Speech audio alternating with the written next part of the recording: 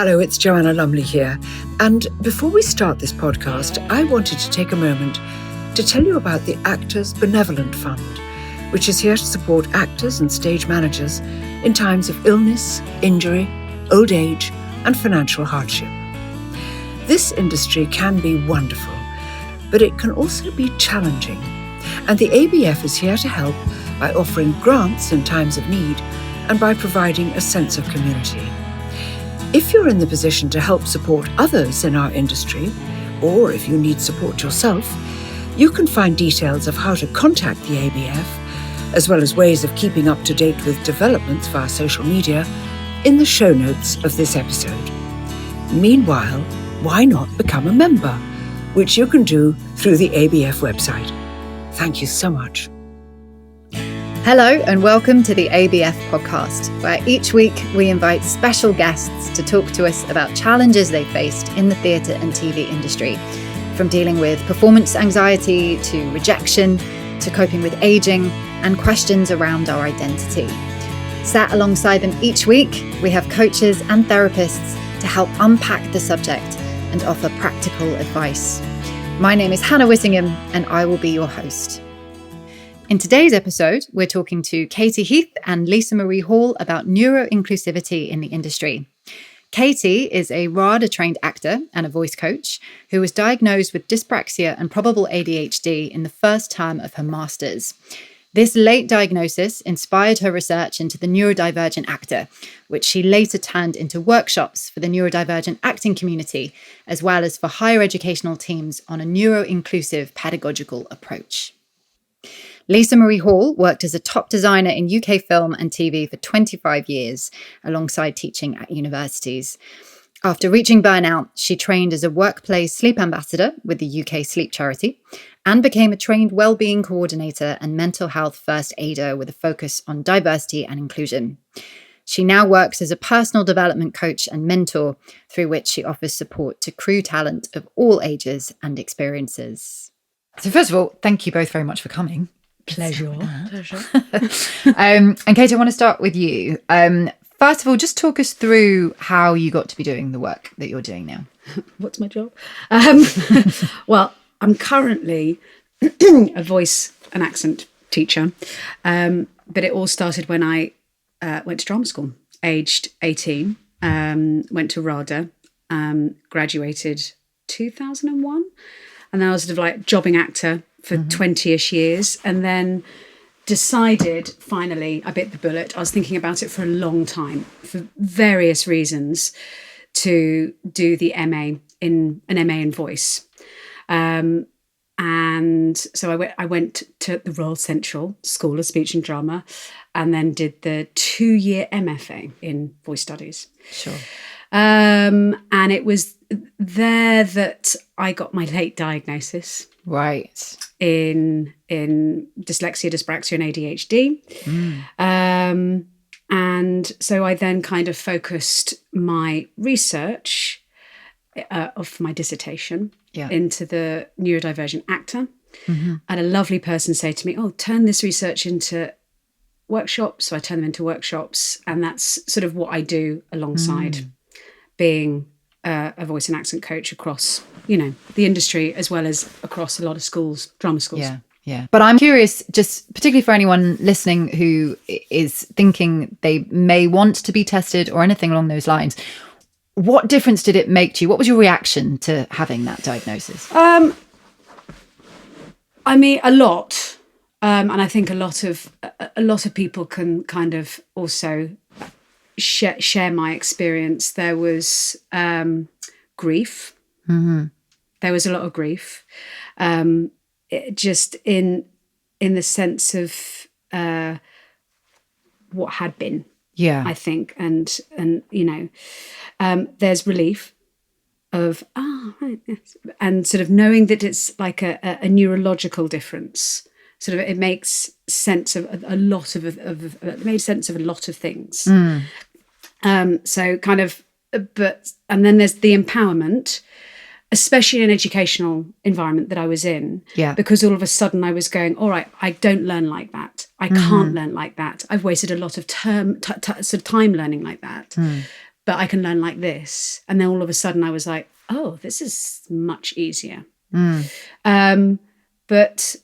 it's sort of, kind of the grief thing was big for me. And it's sort of what I spent a lot of time thinking about and trying to get out of my head. Yeah. And actually something that the one-to-one mentoring helped with because of the level of educational shame that comes with it. So I sort of cycled through many stages of the grief, and I guess I'm comfortable with my chaos. Looking at Lisa there. I was literally just going to bring Lisa in because I was going to bring you in a little bit later. But for those of you listening to this who probably won't know, we have a married couple in the room, even though one keeps trying to deny it. And Lisa, I'm actually wondering what it was like for you supporting Katie through that diagnosis, and whether you saw a change or a shift in her after that diagnosis had happened. It was a momentous time, actually. I think actually to do with Katie's age, and I think for both of us as working professionals. So I've worked behind the camera in film and TV for a long time as a self-employed creative, and we've both, getting into sort of late 30s, we've both been through education. We have both successfully started careers. We feel that you're on a certain track. You must be doing something right. And then I think it was more the experience of getting this diagnosis. And obviously that didn't change anything about Katie.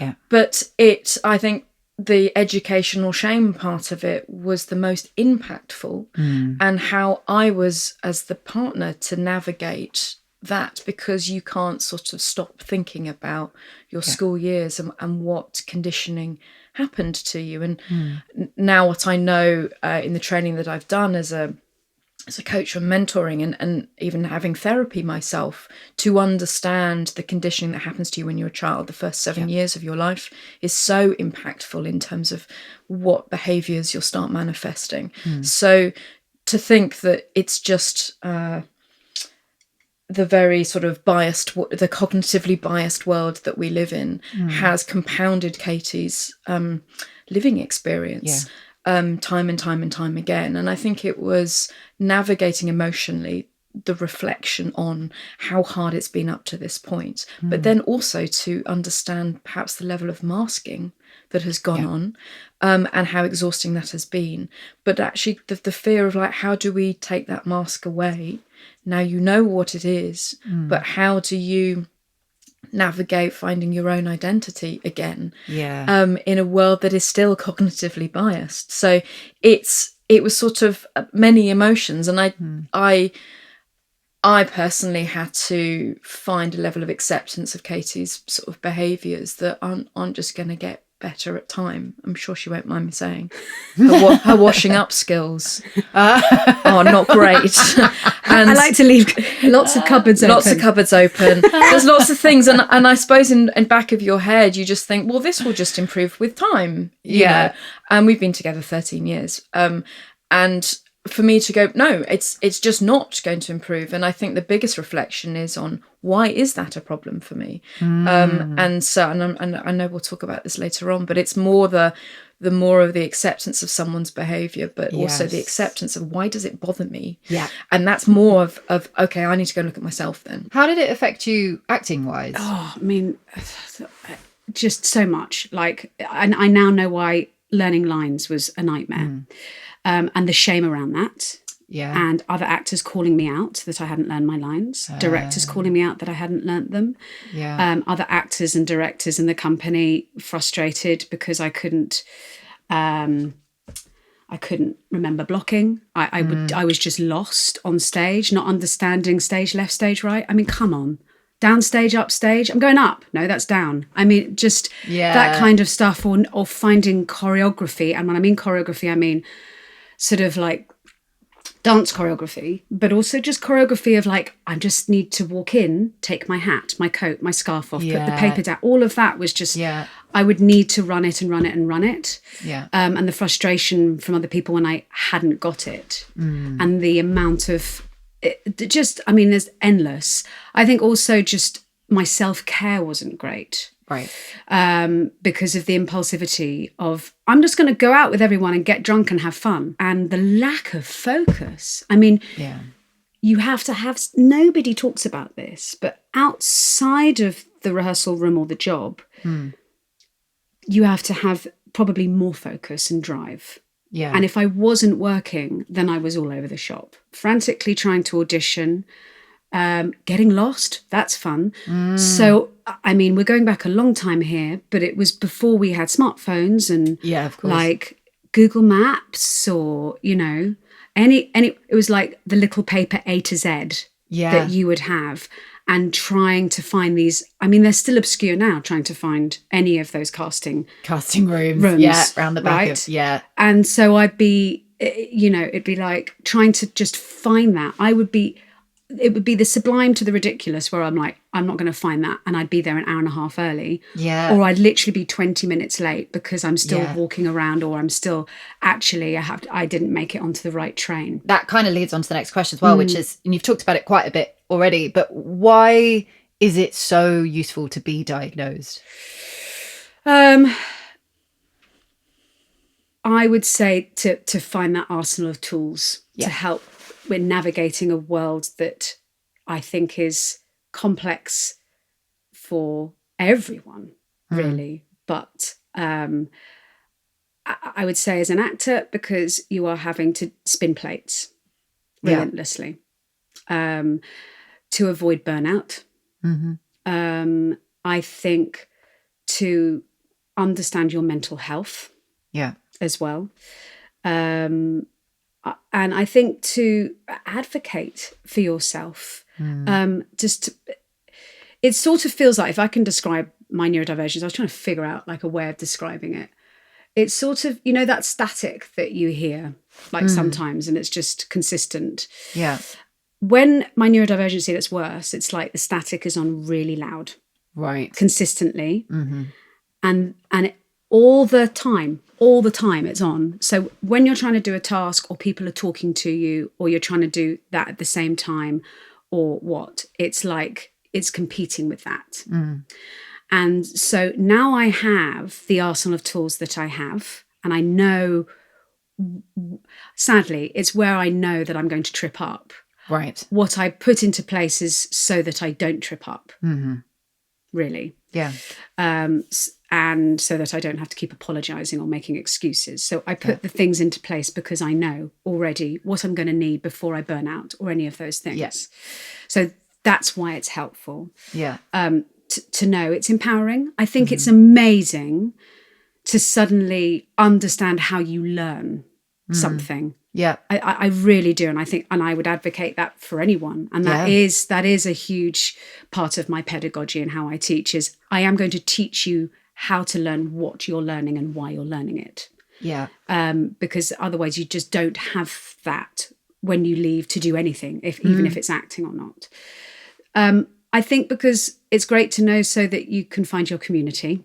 Yeah. That you walk into the arts, they're everywhere. Yeah. Probably without even sort of realising it. If you were to get a formal diagnosis, you will then be able to access medication should you want to go down that route. Now, that's only a recent thing for me. And I've been medicated since the end of 2021. So it was a process. Yeah. Finding the right medication, the right dosage, and then the right sort of aftercare with that diagnosis and the meds, and then whatever counselling or therapy you have alongside it. Yeah. And I remember suddenly realising that the static that I was talking about was quieter. And I was like, oh, is this what it's like for people? It wasn't, a lot of people talk about how ADHD medication, it's like, it's overnight and your life changed. That was not what it was like for me. Right. And there's a lot of hype around that. It's a process, it's still an ongoing process. Yeah. I think that's really important for people to know. I think it is as well, because it's not like, because we'll talk about this in a minute about how to get diagnosed, but I think a lot of people go on this very long journey to get even to that place of diagnosis, and then expect that suddenly the clouds are going to clear, and it doesn't. Yeah. And neither does medication make it go away. It doesn't. Yeah. It's part of your management treatment. Yeah, as well. But you mentioned it a moment ago. How do you get diagnosed? What's the process? If you are going back to any higher education, or even if you are in education, find out through them, because I would say, having looked at all of the different ways to do it, that seems the most straightforward. Or just go to Central. I mean, it was just like, so it's very dependent on what neurodivergency you think you might have. Yeah, sure. And that's really tough because there's a lot of crossover. Yeah. Okay. You know, I knew there was something going on. I didn't know what really. So with this, I mean, dyslexia, and the only way you can get an assessment for dyslexia is to be formally identified is a diagnostic assessment. Right. So dyslexia is not a medical condition. This is where all the politics come in, really. Right. So, and a diagnostic assessment is not covered by the NHS. Right. So there's no direct funding for diagnostic assessments in schools, colleges, or anywhere else. And they have to be paid for usually by the individual person, your parent, if you're a child, or employer. But there is funding. There is funding. Okay. So that's it good is, to know. all of this is really, really hard. Yeah. Like you're going to ask me, why are people undiagnosed? Because of it's so hard and it's so expensive. Yeah. So the British Dyslexia Association, just go there. Like, they'll give you everything, and they offer bursaries as well. And then there's two types. There's the individual one, which is obviously self-funded, or there's the corporate assessment service. So if you've got a job, then you can go through your work. Yeah. Dyspraxia. Here we go with, just because the definition of dyspraxia is constantly evolving, you'd be educational psychologist or an occupational therapy assessment. Oh, interesting. Which is around £800 upwards. Okay. Yeah. So GP. Yeah. So adults can be funded by GP through finance from clinical commissioning groups. In this case, go to Dyspraxia UK. Right. And they will help you all that. So universities can help fund, charities, or you self-fund. Yeah. But Dyspraxia UK cover all of that. Yeah. Now, ADHD is different. So you have your NHS assessment. Okay, so you go through your GP, explain why you think you've got it, and then afterwards they do a screening tool, and you will be on that list for years. Right. Okay. And then your GP refers you for the assessment, and they put you on the waiting list. And it's up to, a friend of mine is like 3-4 years in. Right. Wow. But I've also just discovered this NHS assessment via Right to Choose. Read up on it on the ADHD Aware or Diagnosis Pathways. Yeah. Both websites. It's brilliant, and it basically goes in England under the NHS. You now have a legal right to choose your mental health care provider and your choice of mental health care team. Yeah. So that's one way. If you want to avoid really long waiting lists, you go privately, which is what I did. Yeah. Because I thought that was the only option to get something, but even they have waiting lists. Right. And I waited a couple of months for mine, and that was with the Sloane Court Clinic. Right. Who were amazing. Great. And we'll put all of these in our show notes as well. Absolutely. So it'll all be there. But it's hard. It's long. Yeah. It's expensive. Can be expensive. Yeah. Yeah. So just before we bring Lisa in a little bit more, I'm just thinking of people listening to this who maybe have, like you, had a sort of feeling that maybe something might be different about them. What are the most sort of common ways that neurodiversities would present to people? There are so many. And I think I can only go from experience, really. And you could probably bring Lisa in on this as well, because she could probably be far more direct than I am. My short-term memory. Right. Okay. I'll give you an example. Like, you would introduce me to some people in a room, I will not remember those names. Repeatedly. Right. Brilliant as an actor when it's really important to know names. Remember people's names, Or as a teacher, where I teach up to upwards of, sometimes when I was, 100 students a week. Like, nah, absolutely not. Yeah. Instructions are given to me. No, absolutely not. So if I would ask somebody if I was lost where I'm going, and they'd start feeding me, and I'm like, nope. So I Yeah. would need them to kind of like, you need to draw something, or there need to be something visual. Yeah. I mean, the list goes on, really. Automaticity. I'll give you an example of what automaticity is. If you were to write down to me how you got here this morning, Yeah. and you, I take it, are you right-handed or left-handed? I'm right-handed. So you'd write with your right hand. Yeah. If I then asked you to write it with your left hand, Uh-huh. that's what writing is like for me. Oh. And that sort of interruption of trying to process what's in my brain to get the information down on paper. Right. Really fun in an educational environment. Yeah. When all I'm doing is writing essays. Yeah. Yeah. So that's really hard for me. Knowing my left and my right. This proprioception. Yeah. Knowing where your body is in space. Yeah. You know, so I love walking into things. Great. Really good fun. Just knowing that sort of spatial awareness of, Yeah. you know, if I go to hug somebody and kiss them at the same time, it's just, you know, I'm literally, it's just chaos. I have literally no concept of time. Okay. Lisa will go, we're going in 5 minutes. Time blindness. Time blindness. No, I mean, quite, it is extraordinary. So Wow. it's like the sublime to the ridiculous, like I said, you know, Yeah. but like, so I won't be able to focus. Like focus is hilarious.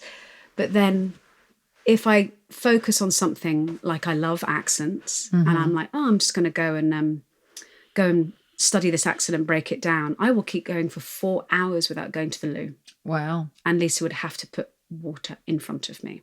Oh, wow. So it's called hyperfocus. Yeah, So yeah. if you want something done, like I'll get it done. Yeah.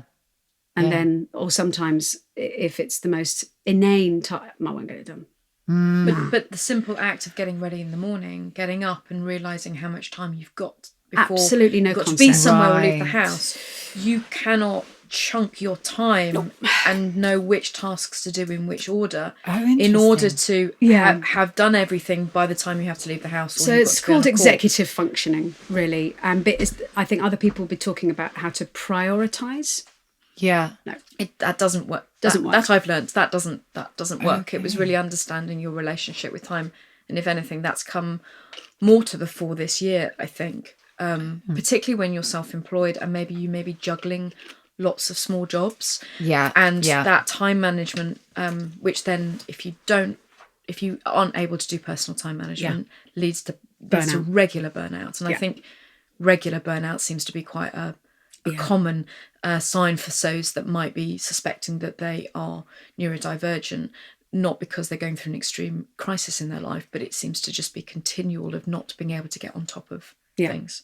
What's your perception of it in terms of how the industry is set up to support neurodiverse people? Is the first question. No, it's rubbish.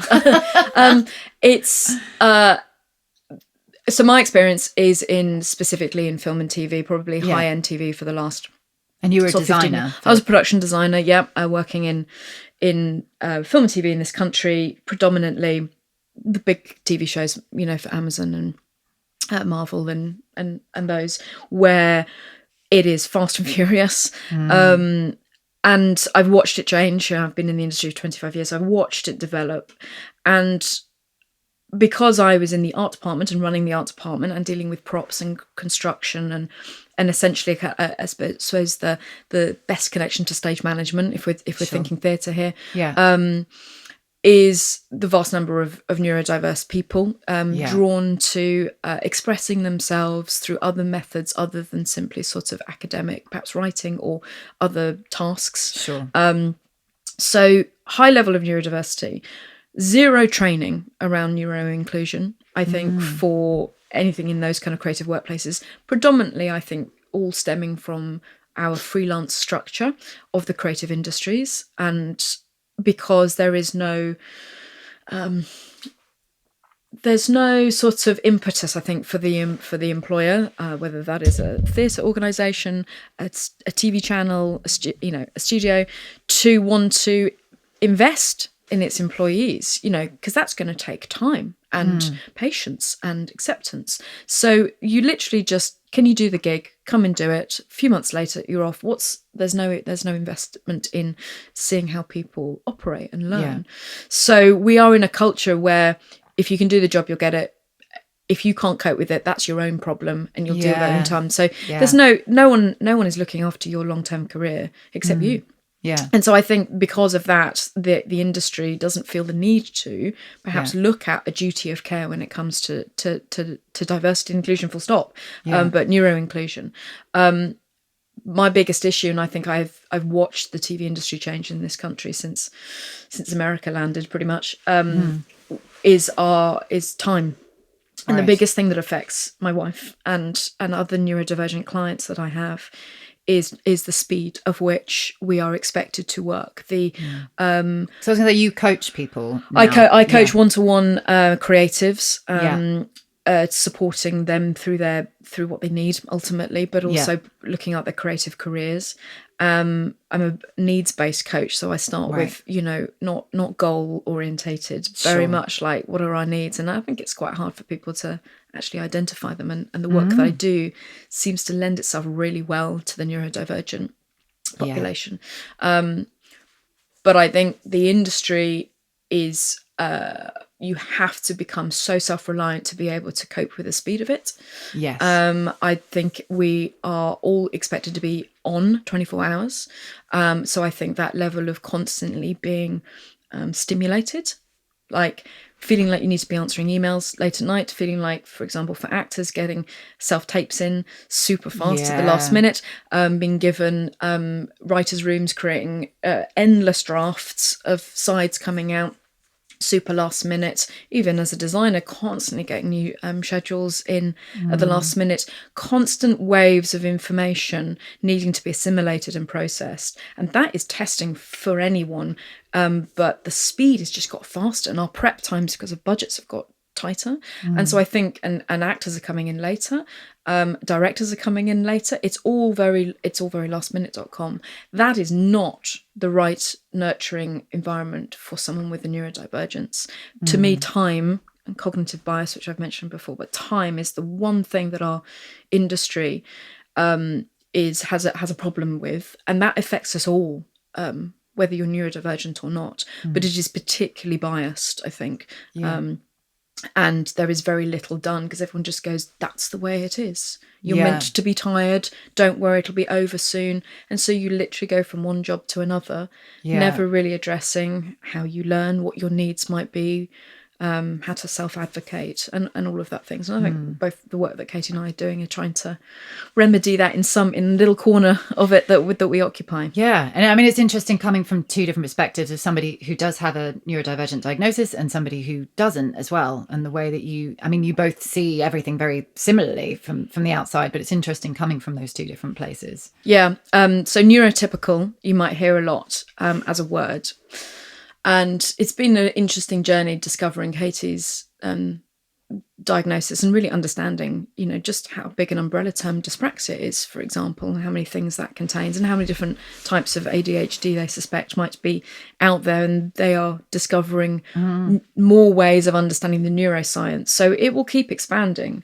But there's this idea of neurodivergence and neurotypical. And I think to create a different environment, I think we need to firstly tackle this word.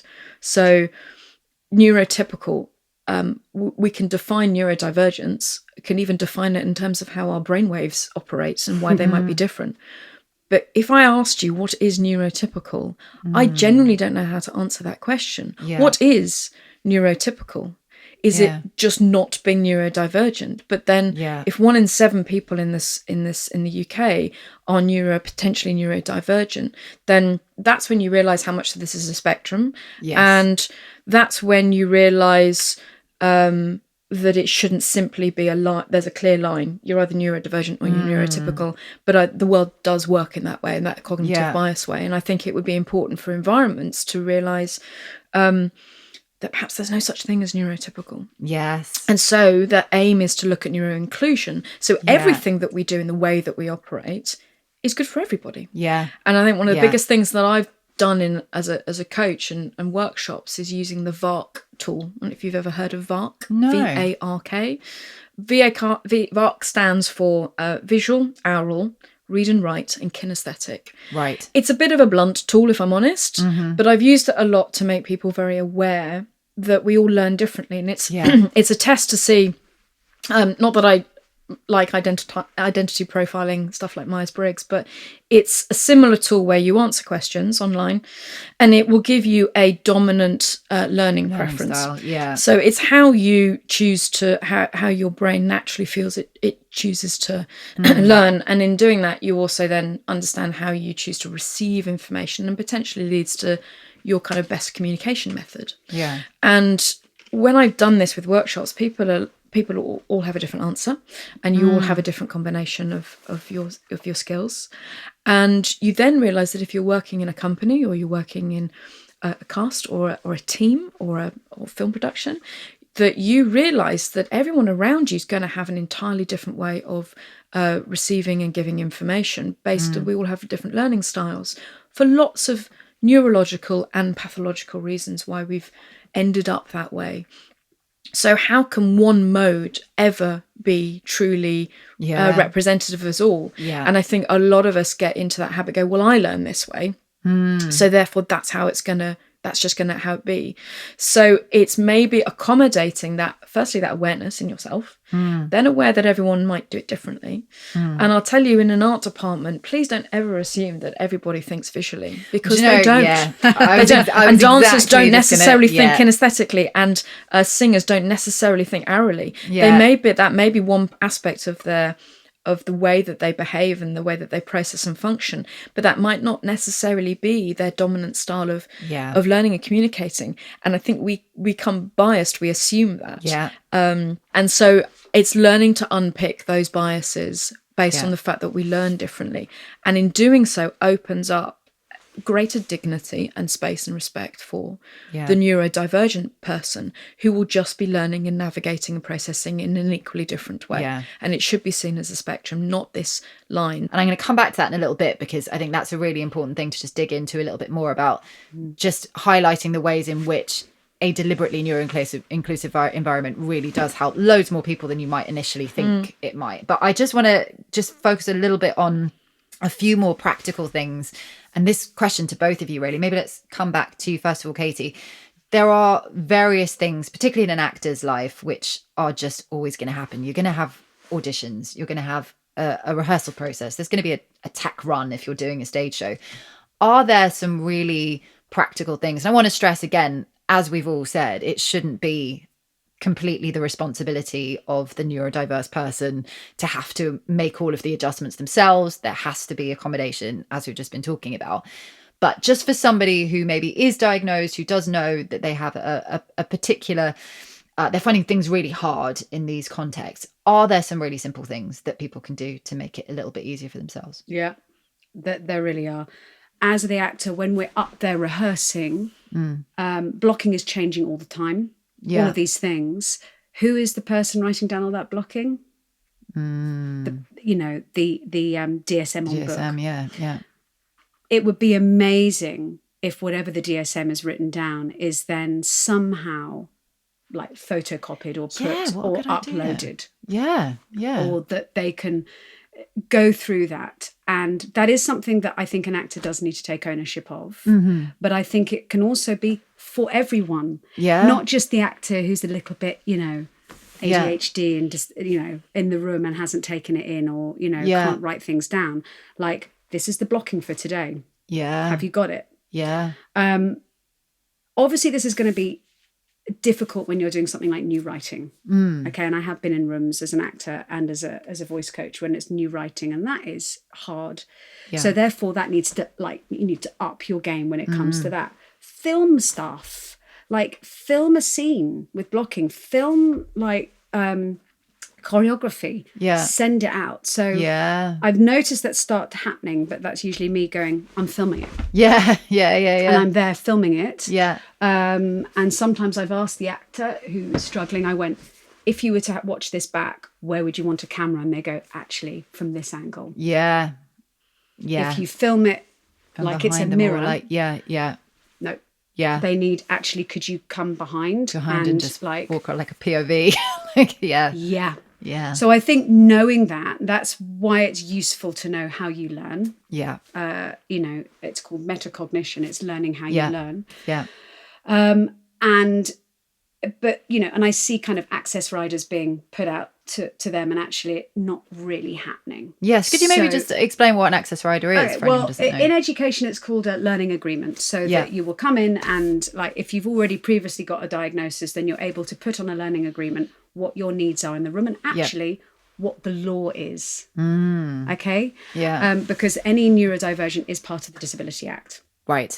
So there is a law that you have to meet those educational needs. And that is in an educational environment. So it is the law. When it comes to an access rider, you as the actor will need to initiate it. And it's a way of, depending on what your disability is and what your access needs are, it will differ. So if I was to do one now as an actor, I would ask for all of those things that I've just talked about. I need this, and I need this. I need the script, this. I will need to have the blocking going through at the end of the day, and I'll take pictures of it. I'd like this to be filmed, any of those things. I need deadlines of when lines to be learnt. When it comes to receiving notes from the director, I'd like to be able to record those. So that I can, and you won't see me necessarily writing them down, but I will be recording them. And then I may come back the next day to ask if we can go through them. Or actually literally shift that in the space. Because quite often these notes are given and then they're never rehearsed in, and you're expected to somehow pull it out the bag and go, was this the note? So it would be those kind of things.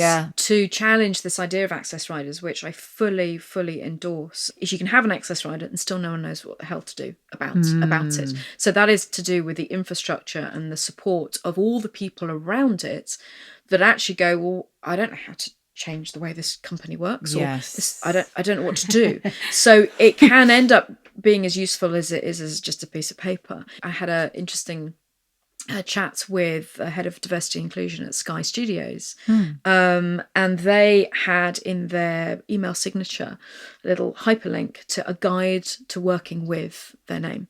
And so I clicked on it, and it was a Google Doc, and it was a fantastic one-page A4 sort of intro to who they were as a person. They are neurodivergent and queer, and they were talking about just the ways that they operate, so how their tone might come across in emails, for example, and how they how certain things they won't discuss. And it's sort of like setting boundaries, but also letting the person know that they might not get back to them straight away, or that I remember this, they don't like to meet in person, because they have social anxiety. So they were very willing to put across their needs, but in every email. So I had only met this person online once, but before I met them, I did read that document, and it was like, here's the etiquette of how we're going to communicate, and it built connection.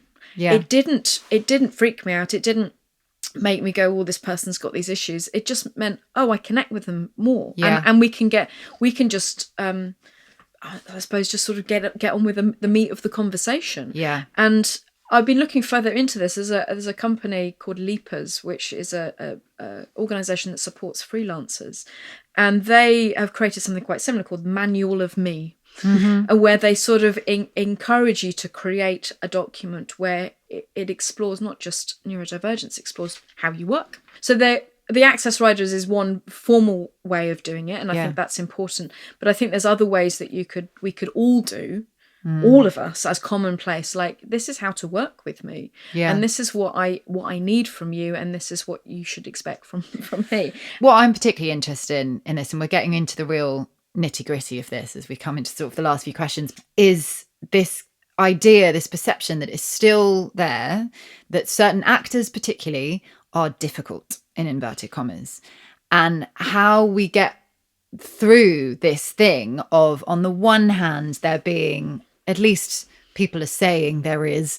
an increase in attention being paid to diversity of all kinds when casting and when, crewing up as well. And yet there is still an issue where actors are worried that they're going to be considered difficult.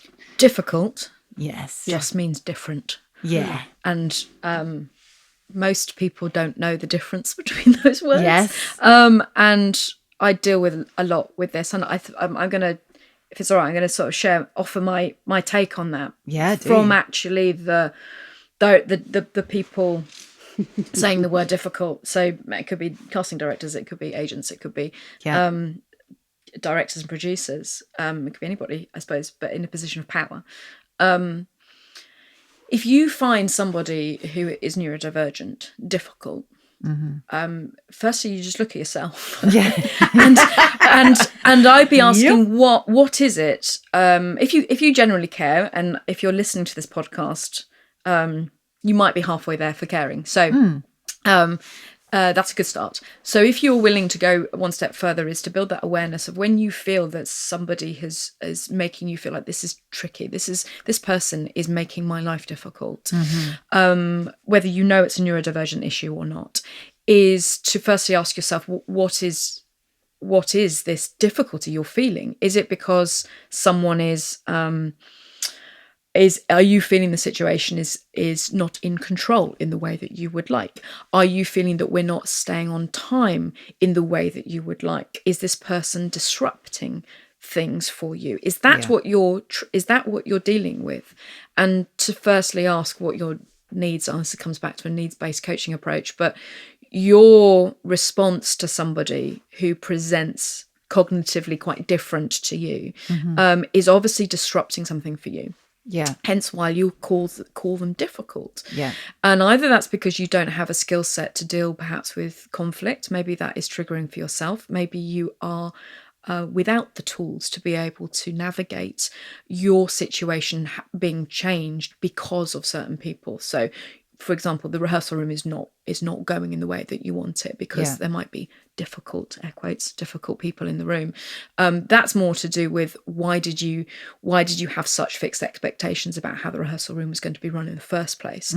Did you think of building enough flexibility and adaptability into it? Could you manage this in a different way rather than isolating an individual or calling out an individual? And that's the same with casting. And I even as a designer, I've heard those chats about directors and producers chatting about the lead cast and who they want and who they don't.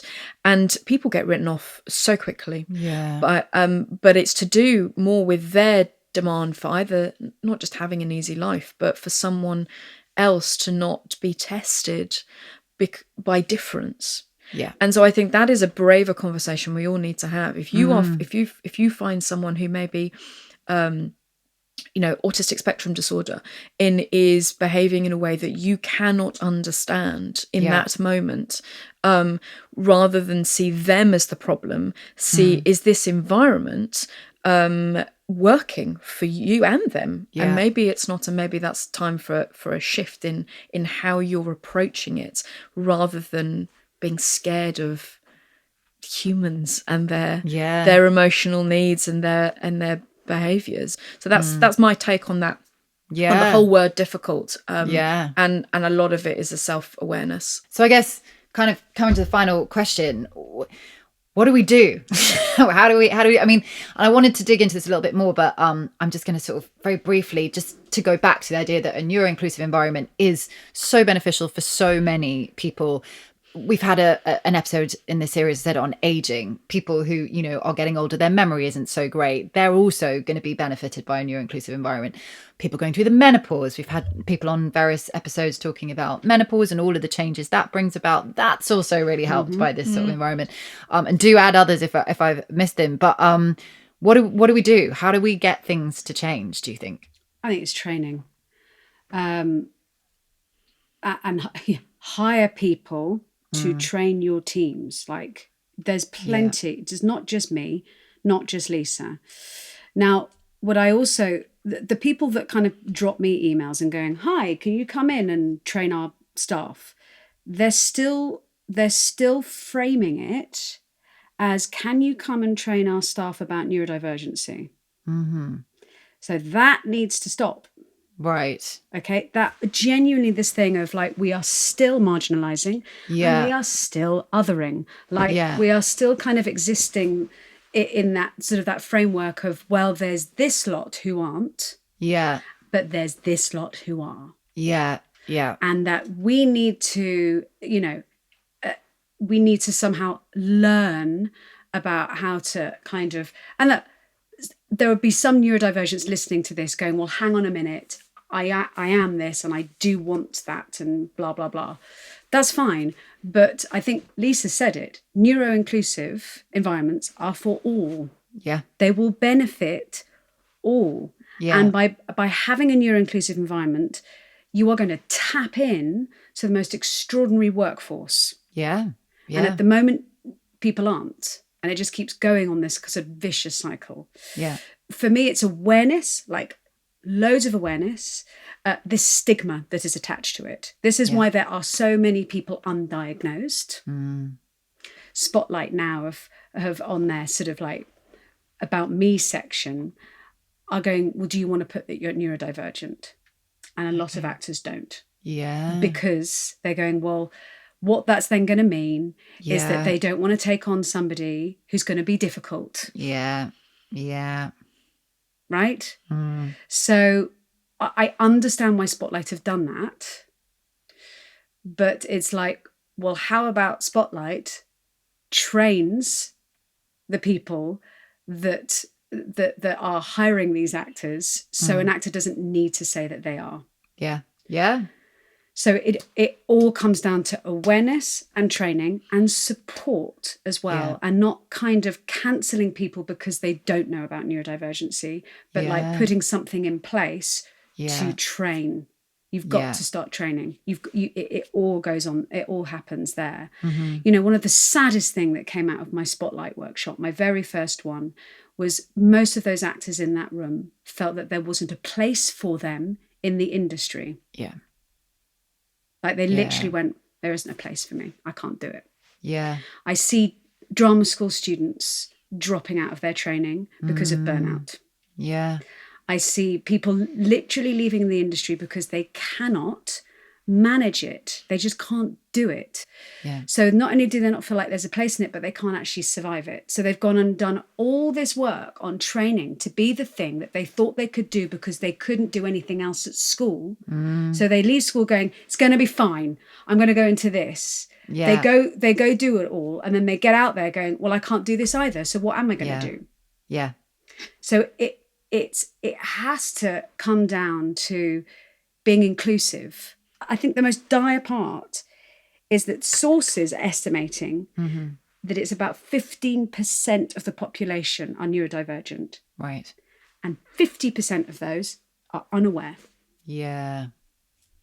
And just think that they have some serious mental health issues. Yeah. Or that they're lost or failing at life. Yeah. You've got to educate leaders. Leaders are really important. Yeah. Who are the big leaders? Yeah. Your teams, about the neurodiversity benefits that will benefit all, making everything inclusive, accessible. And by educating the people that may not be but may not be neurodiverse or neurospicy, as I like to call it, means that they then will be an ally. Yeah. So if that person can't advocate, I've had Lisa jumping in, just going, well, hang on a minute. When I'm just like, oh, leave it. It doesn't matter. Like, it really doesn't matter. Yeah. No. So be an ally. Yeah. You know? Yeah.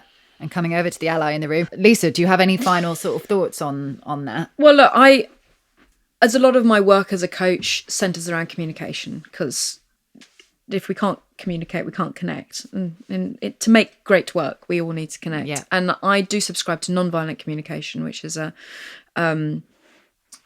method actually sort of rooted in psychology that came from America, and a psychologist called Marshall Rosenberg. And I do subscribe to that. I'm trained in that. And at the roots of that is the literacy that we have around how we connect with others, how we if you know about nonviolent communication, how you understand your own needs, your feelings, and then how you request that of others. But on a really kind of pragmatic level, if so much of what we do in film and theatre is based on the written word, us all say in film, it all starts with a script, and same with theatre. It is that text. Now, if that text is written in a font that actually is immediately making it difficult for some people, I don't know why film and TV still uses Courier typewriter, new draft, whatever it's called, as the font. It's a really hard font to read, weird, isn't it? Yeah. But also why we have one-line schedules. If you're used to film and TV, you have one-liners.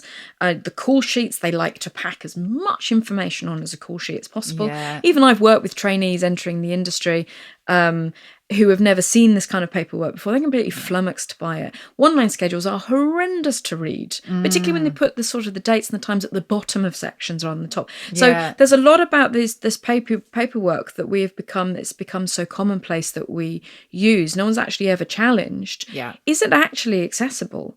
Can we make it all easy read for everybody? Because I can tell you, if someone did an easy read call sheet, it would be a lot better for me. And to absorb information. And I think if we really understand that this is all about the way that we want to connect with each other, then this is a communication issue ultimately. Yeah. So let's look at some of the methods of communication. One of it is how we speak to each other. Yeah. Which I think we've covered today, how you speak to yourself, how you speak to others.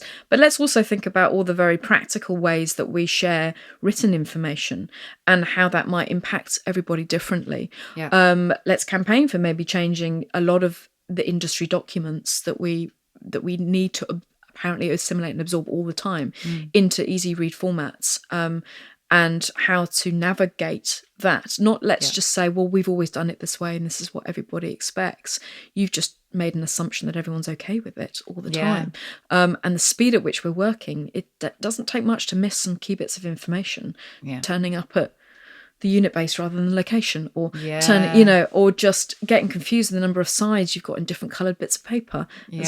Coloured paper is very useful for some with dyslexia. It doesn't help when you're constantly given new revisions and you have a rainbow script, and it's trying to keep up with. It was blue yesterday, now it's pink, and now it's green, and now it's beige, and now we've gone back to gold, and now it's double white, and now it's double blue. That speed at which we're trying to share written information, it does seem very non-neuro-inclusive. I think that is a practical element that I think we should all advocate for and look and have many voices in that discussion of how better it could be. Yeah.